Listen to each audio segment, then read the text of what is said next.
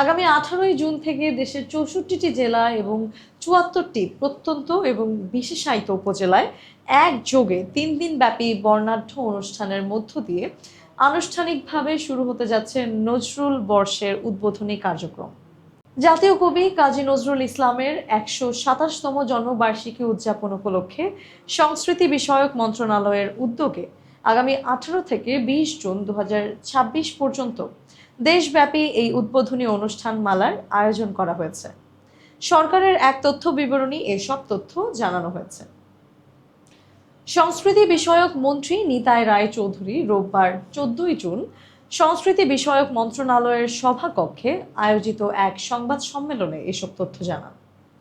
মন্ত্রী জানান, গত 23 মে ময়মনসিংহের ত্রিশালে জাতীয় কবির 127তম জন্মবার্ষিকী উদযাপনের উদ্বোধনী অনুষ্ঠানে প্রধানমন্ত্রী তারেক রহমান 25 মে 2026 থেকে 25 মে 2027 পর্যন্ত সময়কালকে রাষ্ট্রীয়ভাবে নজরুল বর্ষ হিসেবে ঘোষণা করেছেন। এই ঐতিহাসিক ঘোষণাকে সফল এবং সার্থক করতে সংস্কৃতি বিষয়ক মন্ত্রণালয় ব্যাপক প্রস্তুতি গ্রহণ করেছে। নিতাই রায় চৌধুরী বলেন, 1976 সালে শহীদ রাষ্ট্রপতি জিয়াউর রহমান কবি কাজী নজরুল ইসলামকে বাংলাদেশের নাগরিকত্ব প্রদান করেন। পরবর্তীতে দেশনেত্রী বেগম খালেদা জিয়ার সময়কালেও জাতীয় কবির সাহিত্যকর্ম এবং দর্শন প্রসারে অভূতপূর্ব উদ্যোগ নেওয়া হয়েছিল। বর্তমান সরকার কবি কাজী নজরুল ইসলামের সাম্য, মানবতা এবং অসাম্প্রদায়িক চেতনাকে নতুন প্রজন্মের মাঝে ছড়িয়ে দিতে বদ্ধপরিকর।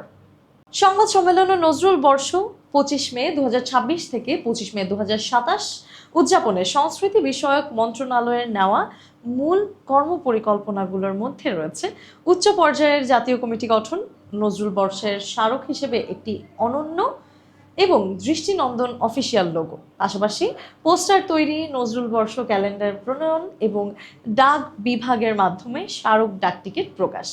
আরও রয়েছে কবির সাহিত্যকর্ম, দর্শন এবং সঙ্গীত নিয়ে উচ্চতর গবেষণা আর আর্কাইভ সৃষ্টির বিশেষ উদ্যোগ গ্রহণ। পররাষ্ট্র মন্ত্রণালয়ের সহযোগিতায় আন্তর্জাতিক পরিমণ্ডলে এবং বিশ্বের বিভিন্ন দেশের বাংলাদেশ দূতাবাসগুলোতে নজরুলের কালজয়ী সৃষ্টি এবং দর্শনকে অত্যন্ত পেশাদারিত্বের সঙ্গে ছড়িয়ে দেওয়া। সংস্কৃতি মন্ত্রী নিতাই রায় চৌধুরী পরিশেষে বলেন, বিদ্রোহী কবি নজরুল ইসলামের সাম্য এবং অসাম্প্রদায়িক জীবন দর্শনের আজকের বাংলাদেশের জন্য অত্যন্ত প্রাসঙ্গিক।